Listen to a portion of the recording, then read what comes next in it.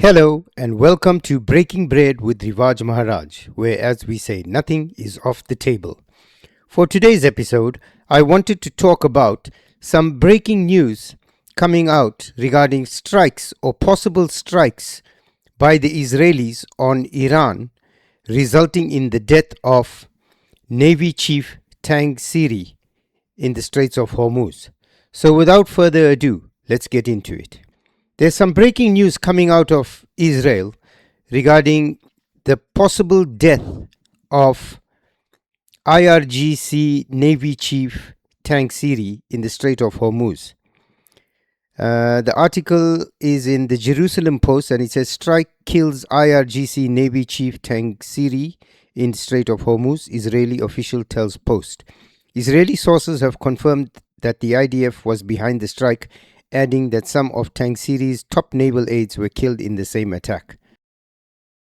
And as the war continues now, an Israeli official has claimed that the commander of the IRGC Navy, Alireza Tangsiri, was killed in a strike in Bandar Abbas. There has been no comment from Iran yet or from the Israeli military so far on this strike that has been claimed by the Israeli officials. I'm going back on this story to Ashraf Vani.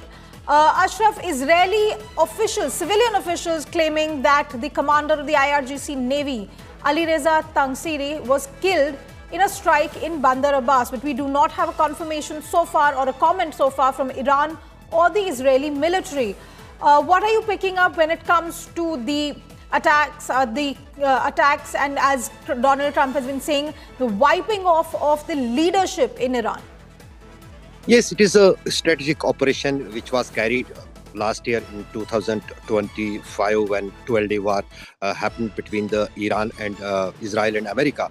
Then this time we have also seen that the war was started with the same assassination process, and most of the, not only the senior political leaders, including the supreme leader of Iran, were assassinated, but also the number of IRGC commanders, their members. Then we see in the second attacks, the Ali Larjani, who was the chief of the Security Council, and also the intelligence chiefs and other top army brass of the Iranian army has been already assassinated by the Israel in different operations. Probably there may be some kind of weight in this claim. But as you said, so far, neither the spokesman of the Israeli army has confirmed it, nor the Iranian have confirmed it. But first of all, the confirmation will come up from the Israel, because Israel has a kind of an advantage in these kind of assassinations. Their strikes are very precise. They have the flow of the intelligence agencies where the leadership is hiding, where the commanders hide, where they reside. They are tracking each and every movement of any individual in their enemy countries, including Iran. And there could be this possibility that this naval commander may have been assassinated. But as far as the this process is going on, we have not seen any let-off from the Israel in this assassination process, including here in the Lebanon, where not only the Hezbollah commanders, but also Hamas commanders and Quds Force commanders are being assassinated by Israel. A strike killed the head of the Islamic Revolutionary Guard Corps Navy, Alireza Tangsiri, in Bandar Abbas, adjacent to the Strait of Hormuz, an Israeli official told the Jerusalem Post on Thursday. Israeli defense sources have confirmed to the Post that the IDF was behind the strike that killed Tangsiri. The sources added that a number of Tangsiri's top naval aides were killed in the same attack. The article goes on further. There's, apparently this gentleman has been fairly active recently, threatening the Israelis and the Americans, and making reference to possible Iranian action to be taken within the Straits of Hormuz and regarding Karg Island, and some open source intel on X, where IRGC Navy Brigadier General Alireza Tangsiri, in response to Khamenei Jr., "We will keep the Strait of Hormuz closed and we will deliver the harshest blows to the invading enemy." The article goes on further. Slain commander took increasingly aggressive stance. Tangsiri, who has led the IRGC Navy since August 2018, had taken an increasingly aggressive stance in recent weeks regarding Iran's actions in the Gulf, particularly around the Strait of Hormuz. Last week, he threatened retaliation against US facilities in the region, warning civilians and workers to stay away. Our list of targets is updated. Oil facilities associated with America are now on par with American bases and will come under fire with full force, Tangsiri said at the time. The US has said repeatedly that eliminating Iran's naval capabilities was a top priority. Since the war began, the US is believed to have taken out around 100 vessels used by the Islamic Republic of Iran Navy and the IRGC.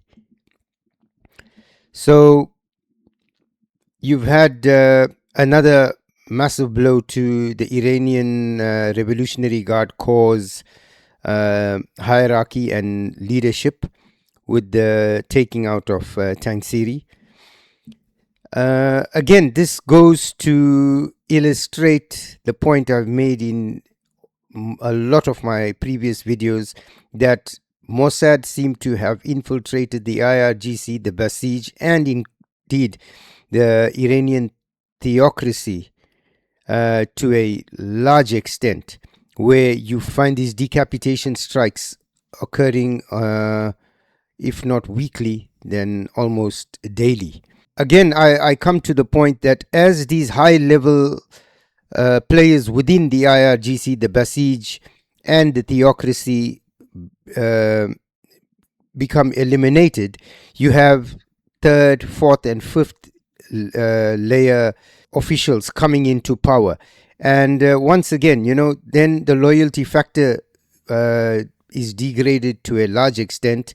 You also have a lot of you open the door then to a lot of infighting as well, but you also have a loss of authoritative leaders.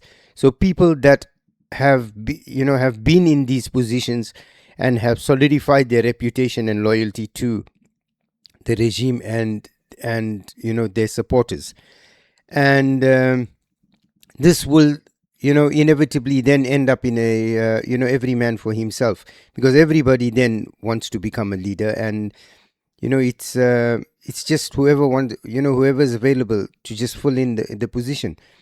Because I don't care how big a company or a government is, contingency plans at this level, where top officials are being taken out at such a rate, and replacing them, it's it inevitably weakens the power base. So whilst people will come out and say that these commanders, there's lines of them and queues, and they're meant to be replaced, it doesn't matter, because yes, you can put anybody in place. However, once the top names are eliminated, you then find that you're just filling a void. Basically, it's basically a quantity over quality matter. So having somebody there is just an inevitability. It's just saying that we've got somebody to fill the position, but how good is that person? How much of loyalty does that person command? How much of respect does that person command? And all that goes to help shoring up the regime. Now, as you go down that ladder, the less competent, the less influential, the less loyalty this person will be able to exert, as well as command. And then you have you then have people that are just put in place because the position needs to be filled. So it's not a very for me at least, it's not a very viable solution to the leadership crisis that they would certainly be feeling at some point. So I want to thank you for spending time with us. We look forward to seeing you in the next episode, and please remember to like, share and subscribe, as it helps us with the algorithm and it helps our channel to grow. And once again, These are just my viewpoints. It's not the gospel. It's the way I look at it and my take on it. You can feel free to agree or disagree. Please feel free to highlight that in the comments. What is important is that the dialogue continues, because it is always important to have dialogue. I think dialogue is something that helps us overcome a lot of barriers. So once again, thank you very much for subscribing, and we look forward to seeing you in the next episode.